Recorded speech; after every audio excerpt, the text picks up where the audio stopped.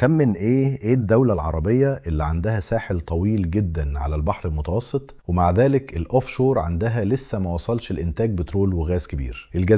الجزائر عندها ساحل على البحر المتوسط وعندها تاريخ ضخم جدا في البترول والغاز، ومع ذلك اغلب انتاجها لحد دلوقتي جاي من اونشور فيلدز. طيب ليه؟ الموضوع مش ان الجزائر ما عندهاش اوفشور ريسورسز، بالعكس الجزائر عندها مناطق بحرية واعدة وبدأت بالفعل اعمال اوفشور اكسبلوريشن باستخدام المسح الزلزالي ودراسات الجيوفيزيكس، لكن في تحديات كبيرة. اول حاجة الكونتيننتال شيلف قدام السواحل الجزائرية ضيق جدا، وبعده بيبدأ السي باد ينحدر بسرعة الى اعماق كبيرة، وفي بعض مناطق الالجيريان بروفنسال بيسن الاعماق بتوصل لحوالي 3255 متر، وده بيخلي عمليات الحفر والاستكشاف البحري اكثر تعقيدا وتكلفة، وبيحتاج ديب واتر تكنولوجي واستثمارات ضخمة. وعشان كده الجزائر ركزت تاريخيا بشكل اكبر على ثروتها الهائلة على اليابسة، خصوصا مناطق زي حسي مسعود وحسي رميل، بينما الاوفشور ما زال يعتبر فرونتير عندهم. والحاجة المثيرة ان سوناتراك نفسها بتقول ان الاوفشور من المناطق اللي لسه فيها بوتنشال كبير للموارد.